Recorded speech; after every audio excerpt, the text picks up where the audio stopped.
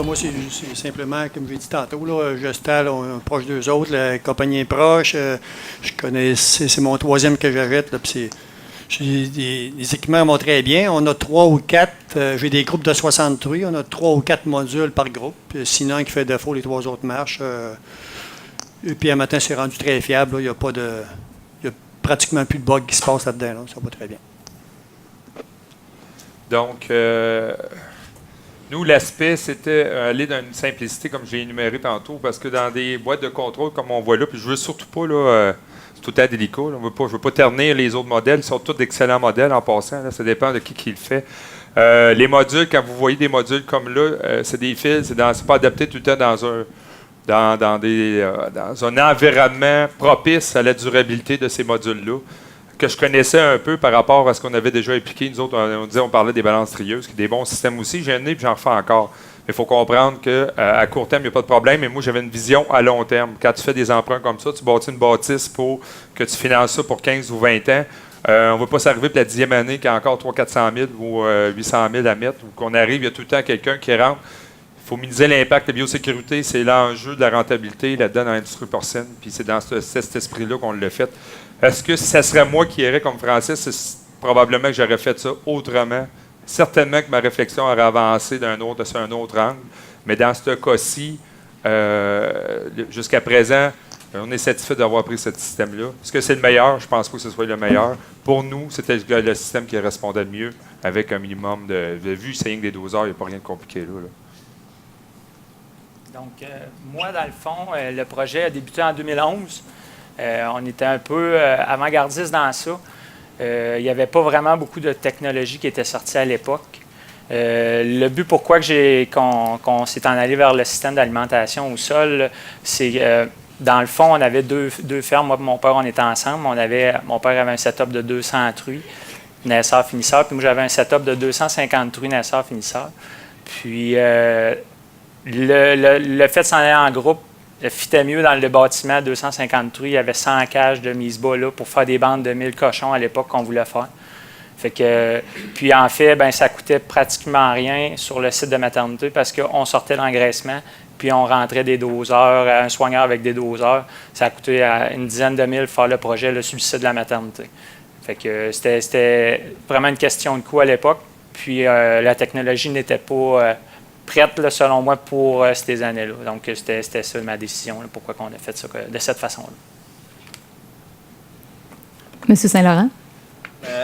Oui, c'est ça. Nous autres, on a décidé d'y aller avec ça, premièrement, pour optimiser l'utilisation de l'aliment.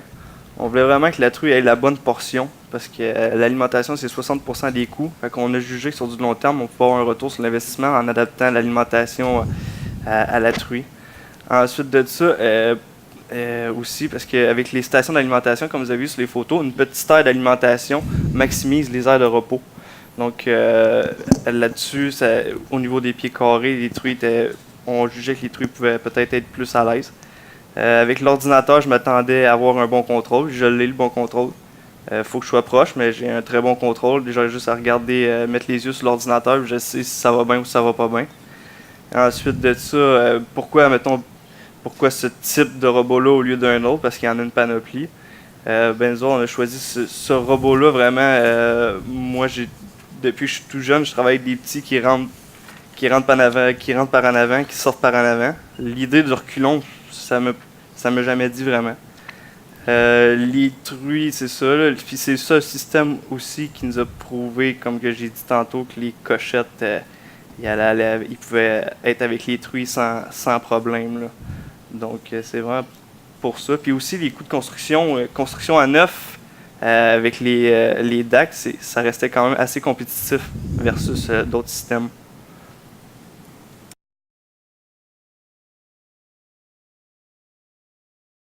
Ben, j'ai tout fait ça. On a grandi pour nous donner plus de place pour être capable de vider notre bise-bas pour laver, qu'on n'avait pas. L'introduction des cochettes qui était importante. Des cochettes étaient rentrées beaucoup trop tard avant l'insémination. Ça nous permet de rentrer des cochettes 3 mois plus vite. Puis après ça, ça a été transformé. Quand tu bâtis comme ça, tu as l'avantage d'avoir de la place pour travailler après. Ça, c'est le bout qui est le fun. Tu n'es pas pris avec les animaux Fait que ça nous donne le temps de réparer. On a un mois, autrement dit, entre les deux bandes pour faire l'autre section. Fait que tu sors la masse puis tu travailles. Alors, dans notre cas, ça a été... il n'y avait pas d'animaux quand on était là. On a commencé en construction puisqu'il n'y avait pas de bâtiment. Fait que donc... ça a bien été pour faire la construction. C'était un site, on avait le premier défi là-dedans, quand tu fais la construction neuve, tout ça, bien évidemment, les permis, hein, mais c'était d'établir le lieu le mieux situé géographiquement qui pouvait faire en sorte que tu n'es pas collé sur tes fermes, mais qu'en même temps, tu ne restes pas trop loin. Bâtir ça en Abitibi, pour moi, ça n'aura pas été un projet. Là, en Abitibi ou dans le cas, là, l'autre projet, là, je cherche le Boréal, là, je pense que c'est ça, Boréal, ouais. Donc, pour nous, c'était comme ça, c'est trop loin. Là, fait que, on a décidé de géographiquement être là. Construction neuve, c'était déjà, c'était une idée on ne s'est pas levé un matin, ça faisait déjà 5 ans que je travaillais, on essayait de trouver des localisations. On a regardé pour les bâtisses, de prendre des vieilles bâtisses qu'on avait achetées. Puis finalement, plus que ça s'en allait, ça s'est dessiné vers ça. Alors donc, on s'est dit, j'ai tout le temps travaillé. Mon père était producteur laitier jusqu'en 84. On a tout le temps travaillé avec des bâtiments reconstruits, puis rénovés, puis 1 fois, 2 fois, puis 4 fois. Fait que là, on est parti avec une bâtisse neuve. Puis j'ai dit peut-être que c'est là. Puis je me disais dans le système où la production porcine, la structure de la production porcine, c'est en ligne. Puis alors là, elle a décidé de faire. Puis la génétique, naturellement, d'innover vers une maternité là, de 9. Pour ma part, nous autres, dans le fond, on est parti avec des installations déjà en place, avec des voisins déjà en place. Donc, on n'a pas fait de vide sanitaire. On a utilisé les animaux, même les trous à mon père qu'on a ramenés, mais on est parti avec le nombre de cages de mise-bas. On a dit, on a 108 cages de mise-bas avec ça. On fait un setup de 600 truies. Puis, c'est comme ça qu'on est parti, aussi simple que ça. Sans vide sanitaire. Puis, on a travaillé le soigneur qu'on a installé, quand on a sorti les engraissements de là, on a tout lavé, on a installé ça, on a redésinfecté, puis on a rentré. Ça a été aussi simple que ça. Fait que c'est ce qu'on a fait. Donc, c'est ça. Moi aussi, également, c'est une construction à neuf. Donc, la manière qu'on a fonctionné, on a peuplé, on a reçu 1000. Premièrement, on a fini de construire. Ensuite de ça, on a fumigué.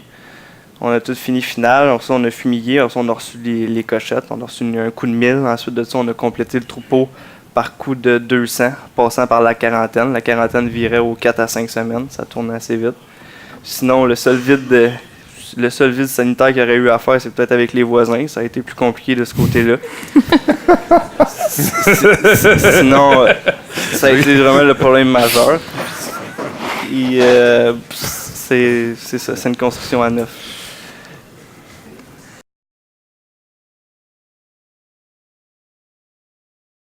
Bon, dans la rénovation, non, sauf la plomberie qu'il faut passer les tuyaux à bonne place pour mettre les suces ou les abreuvoirs. Là. On a peut-être parlé des petits systèmes pousse-tubes là, de chinois, là, quand on parle de chinois, là, faut peut-être penser à d'autres choses.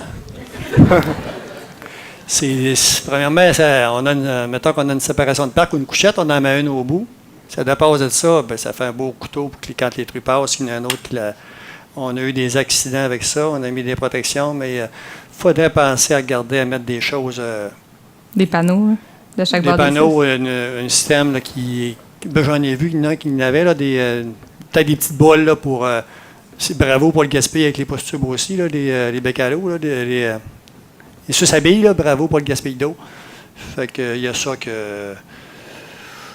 Faut faire autrement. Là, on était en auge, en gestation, puis on ne gaspillait pas d'eau. Puis là, on se met des suces-abilles qui gaspillent de l'eau. Là. C'est sûr que dans une section full latée, ça en prend un peu. Là.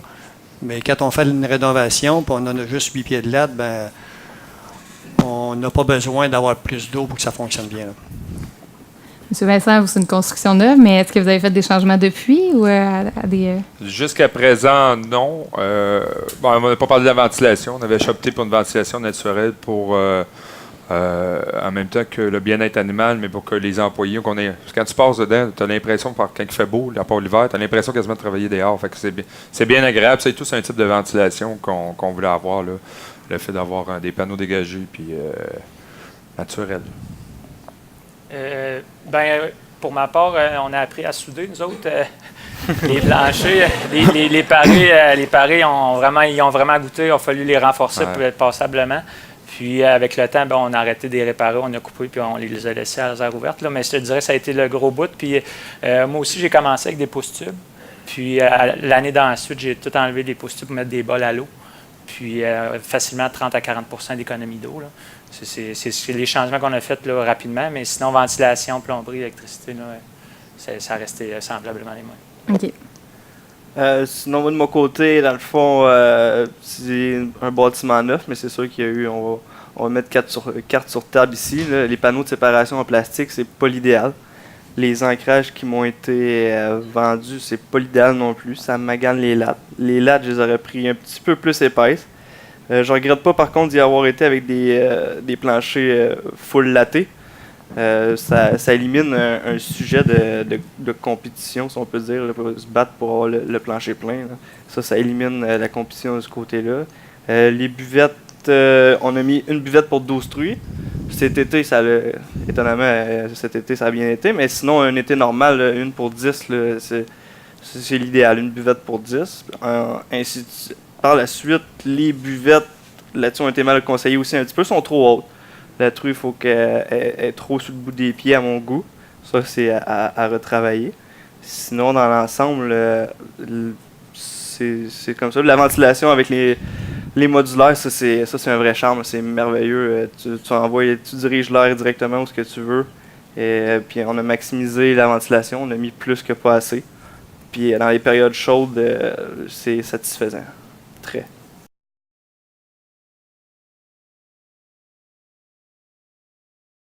Dans ma rénovation, j'ai décalé un petit peu mon passage central pour m'aligner avec mon soigneur pour ma partie neuve. Là. Puis j'avais une auge en béton qu'on avait coulée dans le temps, puis elle était plus basse que mon plancher de ça, fait qu'on a réussi à la casser. On a bouché de ciment.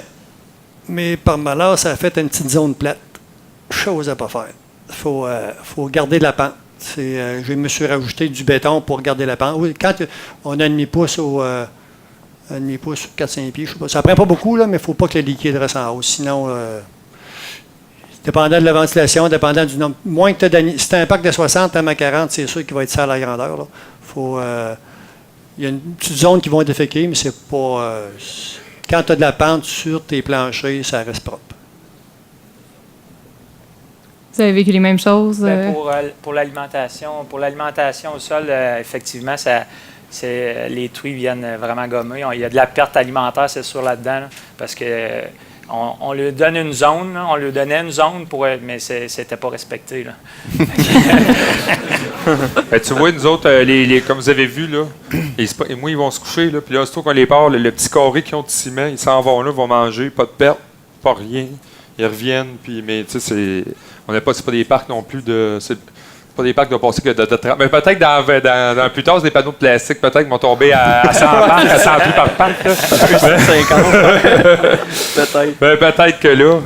Mais sinon, moi, c'est full laté. Ça va quand même relativement très bien. Ouais, moi aussi, full laté, ça va assez bien. On dirige l'air où est-ce qu'on veut qu'il défecte, puis ça se déroule très bien. Les isoloirs sont super propres, c'en est même étonnant. Quand ça vient le temps de laver, un coup de gratte, puis tu même pas 2-3 pelles, là, c'est un coup de gratte pour la grandeur du parc. Là. Fait que full laté, je suis vraiment satisfait de ça. Là.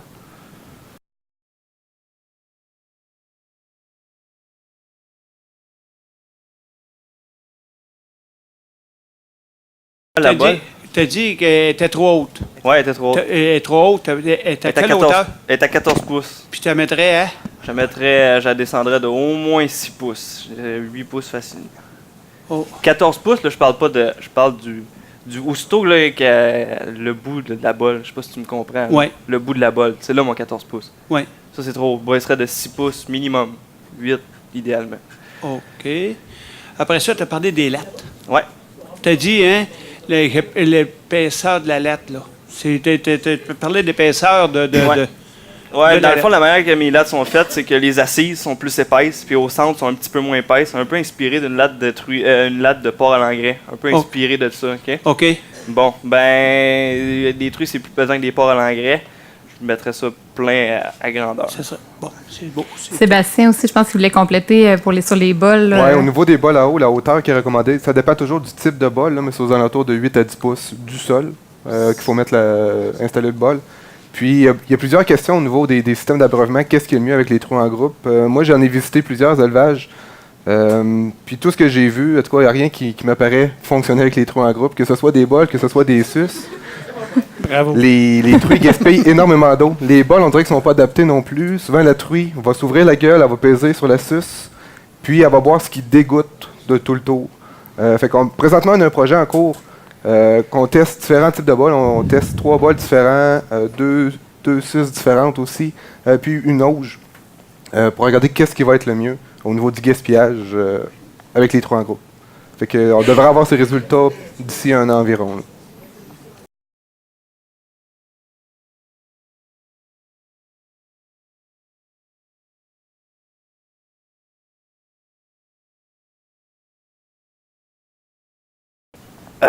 Je vais y aller. Dans le fond, nous, les cochettes, ça fonctionne vraiment numéro 1. Sans problème. Vraiment, c'est parfait. Je suis même surpris moi-même. Mais, par exemple, ce qui est vraiment important pour que ça fonctionne, on met les cochettes dans le parc 3 jours avant de mettre les truies. 2 à 3 jours avant de mettre les truies avec elles. Fait que là, elles ont le temps de prendre les points de repère pour ce qui est du point d'eau, point d'alimentation, aire de repos. Ils sont là 2 jours, ils se mettent à l'aise dans le parc. Puis ensuite de ça, on envoie les truies plus habituées. Puis ça marche numéro 1. Les cochettes sont super belles. Il y a pas de... C'est super bon. Puis pour les autres, est-ce que vous avez des groupes de cochettes seulement?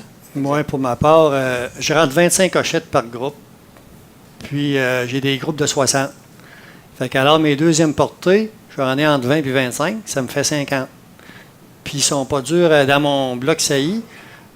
Là, je n'ai pas Marco, je m'excuse, j'essaie de dévoiler les affaires, là, mais on s'est aperçu avec le pigouache que quand les cochettes sont face à un mur, ils font une meilleure chaleur, la courbe de chaleur est plus belle. Fait que mes cochettes sont toutes à la même place, fait qu'elles ne sont pas dures à envoyer avec mes cochettes. Fait que là, ça me fait 25 plus 25, 50, ou entre 45 et 50. Après ça, on complète avec une dizaine de... C'est le groupe qu'on fait, là, ça n'a pas plus de bataille, ça va assez bien. Là. Testé plein en première saillie. Ils vont être déménagés par la suite. J'ai dit que c'est marqué 35, mais ça peut être avant ça. Là. 30 jours. Évidemment, assez simple. Les cochettes essayent de mettre ça ensemble. Il y a le groupe, puis il y a là les parités aussi. Ils vont aller en fonction. Il faut comprendre, moi, là, on a fait 2016, 2017. Là. Ça fait 1 an là, qu'on roule là. Fait que là, il y a encore apprivoiser le bâtiment, si on peut dire, ou le concept qu'on vit. Mais toujours des groupes assez simples. 3, mettons, les petites, les moyennes, les grosses, aussi simple que ça qu'on dit. Puis là, c'est là qu'il y a tout le temps, là, je disais tantôt précédemment, chez nous, il y a tout le temps, là, ça se bataille un peu. Puis je dirais pas qu'il y a une hiérarchie, j'allais dire hiérarchie, mais vite, ça se replace au bout de 24 heures. Je peux pas dire est-ce qu'on a de l'avortement à cause de ça. J'ai pas de données qui me diraient à cause qu'ils se sont battus, il y a de l'avortement puis on est arrivé avec ça. Mais évidemment, là, c'est toujours pareil. Le bon sens s'y applique. La logique même de dire on mettra pas 10 meg avec 20 grosses, ça c'est clair. Là. Fait qu'on y va comme ça, puis ça chemine assez bien. En tout cas, on essaie jusqu'à date, ça va bien. Là. Pour ma part, c'est le même principe. Là. On avait des parts de 8, de 12 ou peu importe, là, en fin 50, là, mais on regroupait vraiment les cochettes ensemble avec les parités ensemble. Puis c'était simple, là. C'était pas difficile. Puis dans le fond, on a instauré un 3e test de gestation là, à 60 jours, là, justement pour éviter que les truies rentrent vides là, en mise bas. Là. Ça, on en pogne quelques-unes de temps en temps qui sont vides à cette période-là. Là, ils sont retournés soit retourner pour la CI s'il manque de truies ou bien tout simplement aux États-Unis là, si on n'a plus besoin d'eux autres.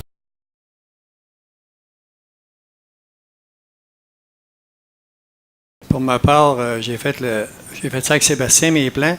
La première question qu'il te pose, c'est quoi ton taux de fertilité? Fait que tu dis, moi, je suis habitué à 88, bon an, mal an, 88 et plus. Là. Fait que tu dis ça. Fait que là, il fait les plans avec ça. Mais ce que. Je sais pas son nom, le petit dernier. Là. Francis dit. D'après moi, ça va être bien dur de faire mieux que des trous en stal. Là. Fait que là, je tourne plus autour de 85. Fait que c'est quoi qui se passe autour de 85? Je faisais pour avoir 116 cages de mise bas, je suis capable de faire cochonner facilement 120 truies autour. Là. Fait que là, quand on était en stade, là, rendu à 140 inséminations, on arrêtait. Fait que là, maintenant, je monte entre 150 et 155 pour être capable de remplir mes cages. Fait que. Pieds carrés. Ça amène à mes pieds carrés, puis qu'on l'a compté à 19. Fait que il faut que je mette un petit peu plus de truies par patte. Fait que là, le bas blesse un petit peu là. Il faut penser. Pensez pas que vous allez faire. On pense pas là, qu'on va faire mieux la première question qu'il pose, là, votre taux de gestation, au dessin 2-3 % pour faire vos pieds carrés. Là. C'est ça, ça va être ça ma conclusion. Là. 18 pieds carrés chez nous. Pourquoi j'ai pas été à 24? Ça aurait été la solution facile. Il y avait peut-être juste une question. Là. Je te dirais qu'on essaye de maximiser l'investissement, mais sans minimiser l'espace aux animaux. Il faut faire bien important. Puis c'est comme ça qui est l'enjeu quand tu investis des sommes comme ça. C'est que c'est parfait. On verra, mais je sais que 24 pieds, je trouvais ça bien d'avoir des plus petits groupes alors que d'avoir des groupes de 100 puis tout ça. Moi, j'aime beaucoup les groupes comme on est là. Je me suis pas posé la question, est-ce qu'on a-tu pas assez de pieds carrés encore? Est-ce qu'il faudrait agrandir, mettre encore moins de truies, puis rebaisser le troupeau? Je suis pas rendu à cette étape-là à dire, finalement, on a bien trop de truies ici, puis on va encore diminuer là. Moi, je me suis dit, on commence, on fait même pas un an là, qu'on est là, fait que c'est comme ça que je le vois, mais on verra peut-être que ce sera une autre alternative à voir aussi, là, par rapport à l'investissement que on a eu à faire. Pour ma part, chez nous, c'était à 19 pieds carrés. Puis, dans le fond, le pied carré augmente. À chaque fois qu'on enlève une truie du parc, on n'en remet pas un autre. Fait que souvent, ils finissent là, peut-être à 21, 20, 19,5. Là, mais dans la vie de tous les jours, là, moi, je rentre à cet à 19. Quand il y en a une qui se blesse, il y en a une qui est vide, peu importe, quand elle est retirée, elle n'est pas remplacée.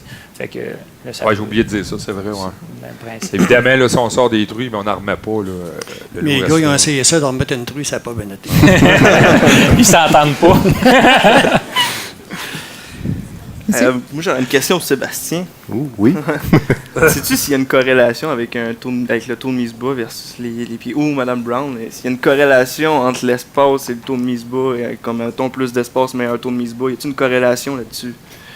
Non, j'ai jamais vu une étude comme ça. Okay. Mais je connais des fermes maintenant qui ils mélangent des truies après très, très bientôt après la saillie, dans les premiers 5 jours. Et puis le premier parc, il y a plus de place. Et il y a aussi le verra, le cage, comme Sébastien a expliqué. Il y a plus de place et il y a le verra pour voir les retours en chaleur. Mais quand ils arrivent à 3-5 jours, ils les mettent dans un autre parc avec moins d'espace et il n'y a pas de verra. Alors, il y a des 2 stages. Okay. Alors, ça, c'est une nouvelle approche et ça réduit la quantité d'espace par truie qu'il faut avoir.